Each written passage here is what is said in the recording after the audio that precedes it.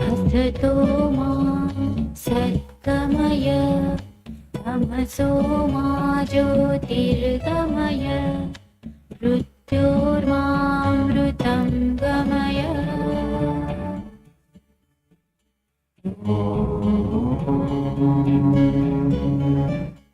असतो मा सद्गमय तमसो मा ज्योतिर्गमय मृत्योर्मामृतं गमय।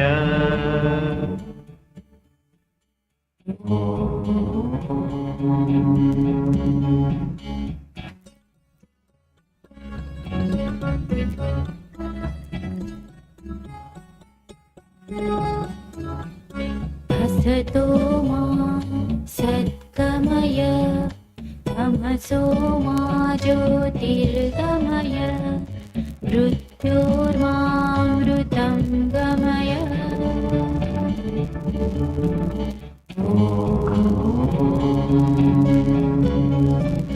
असतो मा सद्गमय तमसो मा ज्योतिर्गमय मृत्योर्मामृतं गमय।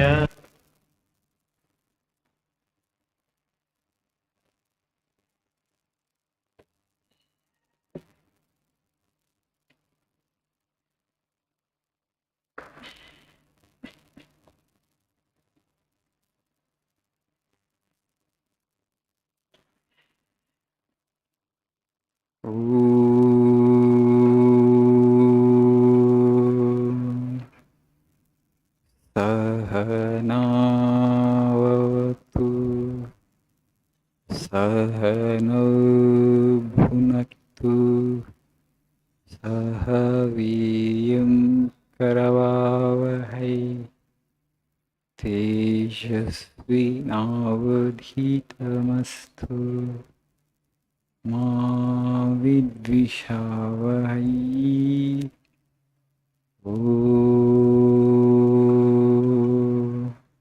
शांति शांति शांति।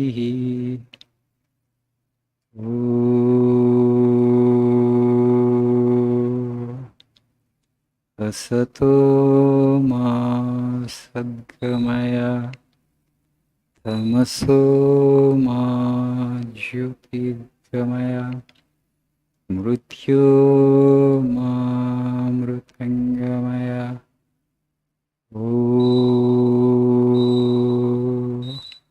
शांति शांति शांति।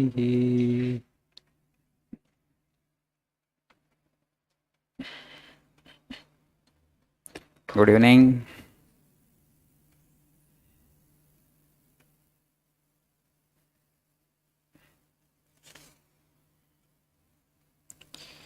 So 5 more classes, you are done with the session. We are coming to a close.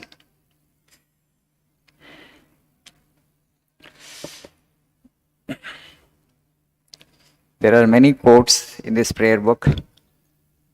I have not even covered 20% of these quotes. The remaining quotes you have to study on your own. If you are here for the next session also, I may discuss some more quotes with you. Otherwise, you have to read them on your own.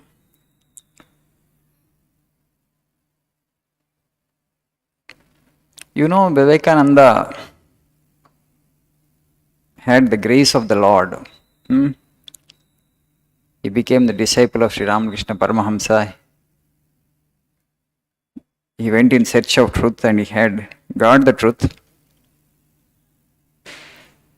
How a man who has attained wisdom, how he speaks, what he speaks, if he uses the language, how he uses,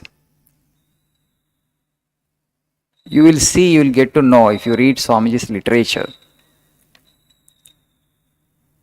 You know, American newspapers described him as orator by divine right. We say in our culture, if somebody has the gift of gab, oratorical skill, more than an average human being has. We say he has Saraswati Kataksha. Hmm? Somebody has Saraswati Kataksha. Mother Saraswati, actually, she is the goddess of knowledge. So Vivekananda had that Saraswati Kataksha. During his peregrinations, itinerary days, when he was roaming across the length and breadth of this nation, once Swamiji happened to meet a sadhu in Varanasi by name Swami Bhaskarananda. So during the conversation, Swamiji was explaining, Vivekananda was explaining about his guru Sri Ramakrishna Paramahamsa to that sadhu Bhaskarananda. You know, Sri Ramakrishna Paramahamsa never touched money in his lifetime. And he had such high degree of renunciation. Anybody puts money in his hand, he would recoil like this. That kind of detachment he had for money. And Vivekananda also did not believe in the beginning. One day he just wanted to test his guru. What he did, he took a coin and kept under the mat where Sri Ramakrishna used to sleep. Sri Ramakrishna did not suspect it. He just came and he just to relax himself. So as soon as he sat on the mat, immediately he got up, like somebody who had received an electric shock. And then what happened, he just turned around and he removed the mat, and below he found the coin. This Swamiji was explaining to that Swami Bhaskarananda, my guru had such high degree of renunciation, tyaga. He would not even touch money, and he never touched money in his lifetime. Sri Ramakrishna Paramahamsa.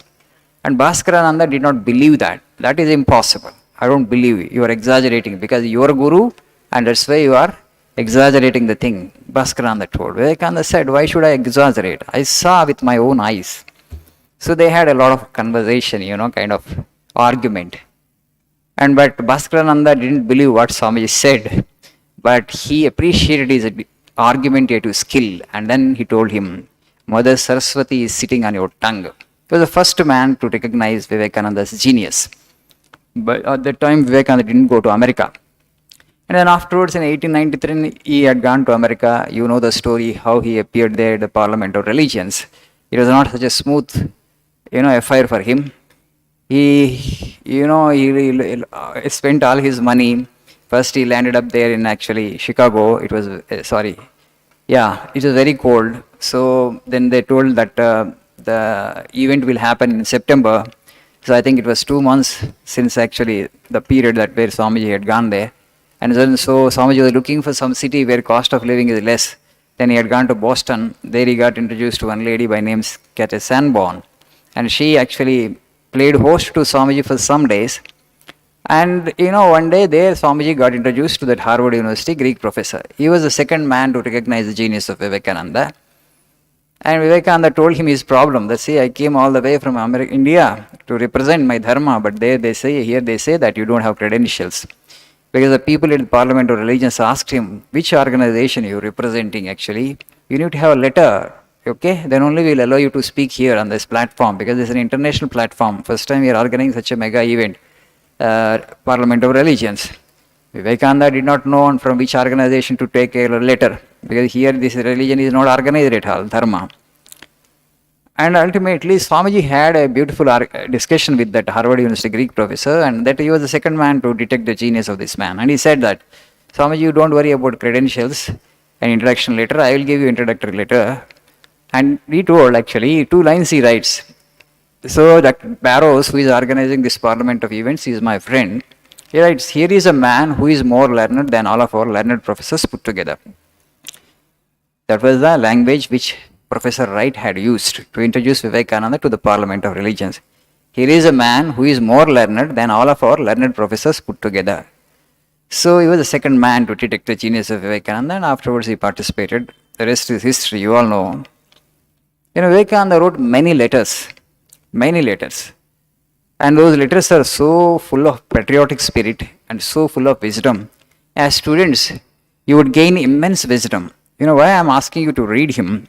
Intellectually refreshing his ideas and intellectually elevating, refreshing, and empowering also.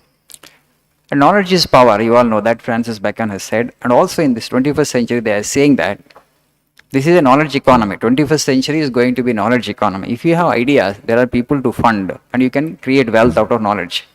Knowledge means not that just you have ideas and they're empty ideas, they don't bring you any money or wealth. They do bring you money and wealth. Knowledge is power. If you just look at all great people in today's world also, for example, Infosys, Narayana Murthy, a voracious reader.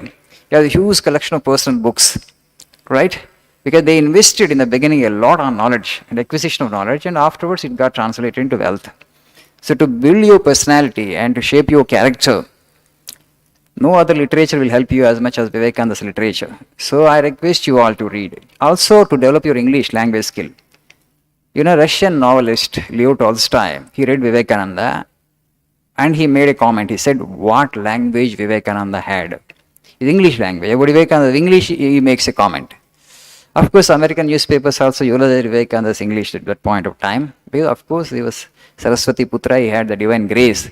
And so though ideas are a bit abstract, you may find it little difficult to grasp, but as far as the language is concerned, he uses simplest of the language as possible. You know, some of these quotes like strength is life, weakness is death, all power is within you can do anything and everything. Simple quotes, very terse, very pithy. And what is religion? Swamiji gives a beautiful religion. To be good and to do good, that is the whole of religion. The gist of religion he gives in one sentence. To be good and to do good, that is the whole of religion. Whatever may be your faith, but the essence and the core values of every faith is same. To do good and to be good. Manchiga undali, manchi cheyali. That is the essence of religion, and he gives that as a definition for religion. Very small, very terse and pithy sentences, but very potent and powerful. So if you really want to empower yourself intellectually, to shape your personality, to build your character, and also to develop your English language skill, there is no other literature which will help you better than Swami Vivekananda's literature. Most of his letters he wrote in English. A few letters he had written in Bengali. They were also translated into English. That English is also absolutely beautiful. The translation was done by his own disciple by name Swami Shuddhananda. And he had the grace of Vivekananda. That's why, as far as the language is concerned, I have not seen in recent history, a language which actually surpasses Swami Vivekananda's language. Very simple, very powerful. This is only a tip of the iceberg, just to get you a glimpse, make you see a bit of it. So, ideas are of course absolutely profound, great, and also the language. Very simple, very potent and very powerful. So, కొంత ప్రయత్నం చేయండి. Quotations అన్ని నేను cover చేయలేదు, మిగతా అంతా మీరు చదువుకోండి. Okay, thank you, nice evening.